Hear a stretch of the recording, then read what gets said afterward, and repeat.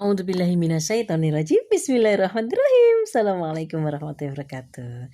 Nah, sulit punya keturunan itu banyak sekali sebabnya. Kalau masih muda, diantaranya yang muda itu biasanya masih kurang peduli sama kesehatan, maka juga biasanya kurang peduli sama keturunan, masih belum punya semangat. Nah, ini akan banyak disangkal gitu, tapi kalau kita urai pelan-pelan ujungnya juga akan ke sana, masih menikmati masa mudanya. Tidak heran ketika sudah di atas angka 30 bahkan 35 baru mulai terpikir untuk punya keturunan, baru mulai berpikir untuk usaha. Pada satu sisi apakah itu terlambat? Ya, tapi di sisi lain karena kita masih punya niat baik maka itu tidak dikatakan terlambat juga. Nggih, Nazir nggih. Nah, sulit punya keturunan penyebabnya karena tadi secara psikologis karena kita memang belum menginginkan. Kemudian penyebab psikologis lain karena belum ada saling menerima, karena ada rasa takut dan sebagainya. Kenapa kok orang itu punya beban psikologis turunan? Ya itulah ya misteri kehidupan. Kemudian kalau secara fisik susah punya keturunan, itu bisa jadi posisi rahimnya mengsli, terlalu naik atau terlalu turun, bergeser, terus terlalu panas atau terlalu dingin, itu dari perempuan ya, karena asam lambung terlalu tinggi, sperma mudah mati, itu juga bisa. Kalau laki-laki dari jelas spermanya encer itu juga bisa, kemudian jumlah sperma itu berkurang juga bisa. Itu juga bisa dipengaruhi karena asam lambung baik laki-laki atau perempuan. Terus kalau laki-laki karena terlalu sering pakai celana akhirnya kurang, ventilasinya kurang, itu juga bisa menekan ke jumlah sperma, ke kesehatan reproduksinya. Kemudian terlalu asam itu juga bisa akhirnya ya. Memang asam dibutuhkan, tapi kalau terlalu asam nanti membunuh spermanya. Nah, bagian paling penting semua dalam hidup itu adalah innamal a'malu binniyat. Begitu kita punya niat, maka pasti akan diparingi sama Allah. Karena memang kita belum punya niat, maka ya wajar itu yang diberikan oleh Allah, ya. Nah, jadi yang pertama yang harus dimiliki adalah harus punya niat.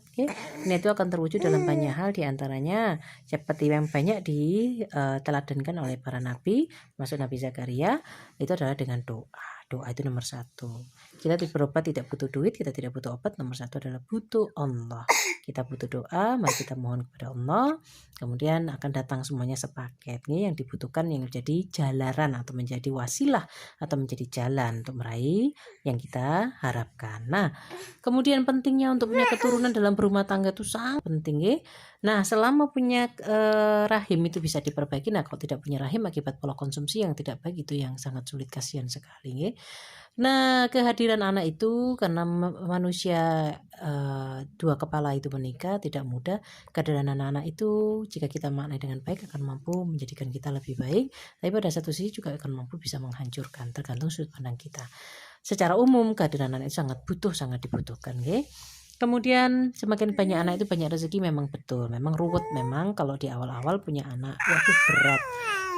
Takut susunya meler, takut payudaranya lebar, takut bekas operasi atau takut vaginanya ndak itu. Sementara kalau laki-laki dia akan lebih mekar setelah melakukan hubungan seksual, atau setelah jadi seorang ayah pun dia juga ndak akan terlihat perubahan signifikan seperti perempuan ya. Nah, kalau laki-laki takut menafkahi, wegah ruwet, nanti akan ada perubahan, itu juga bisa jadi ya. Yang paling penting sebagaimana difirmankan di dalam Quran bahwasanya anak itu adalah perhiasan dunia, anak itu termasuk pertolongan. Hidup itu sangat luar biasa kerasnya ya, karena Allah maha kuat, maka hidup itu memang butuh kekuatan luar biasa. Nah, anak itu merupakan satu sisi, karena Allah maha tunggal maka tidak ada hal apapun dalam hidupnya sifatnya tunggal selain Allah. Nah, akhirnya yang terjadi adalah semua ada sisi baik dan sisi tidak baiknya. Nah, punya anak itu bagaimanapun adalah bantuan nikmat karunia dari Allah.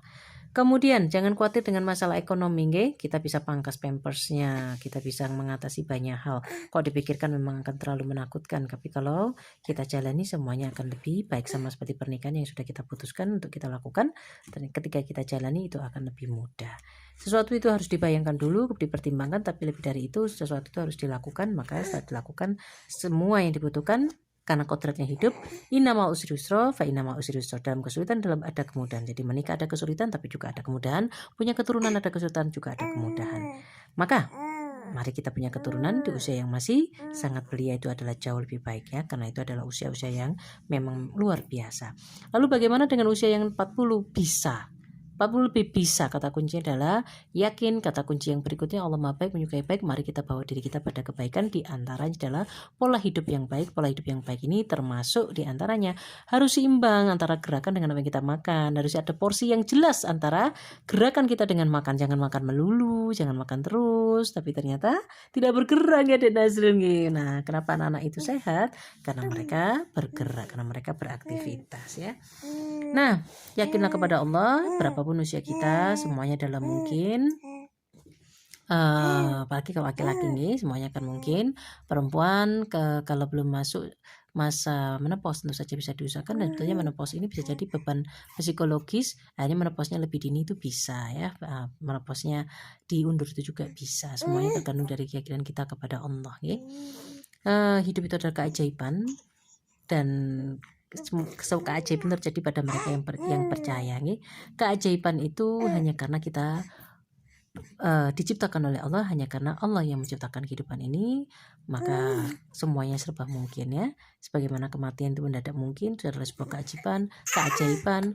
Bagaimana kita tiba-tiba bisa berjalan ke arah A, kita tidak terfikir ke sana, kita ke sana. Kita bahkan mau menuju pada satu tempat, terus akhirnya kita sampai ke sana, itu pun sebetulnya juga sebuah keajaiban ya. Kita bisa sampai dengan selamat, mengalami hal yang tidak pernah kita bayangkan. Maksudnya itu hanya hal-hal sepele, hanya melihat toko yang sama, hanya melihat jalan yang sama, itu sebenarnya adalah sebuah keajaiban.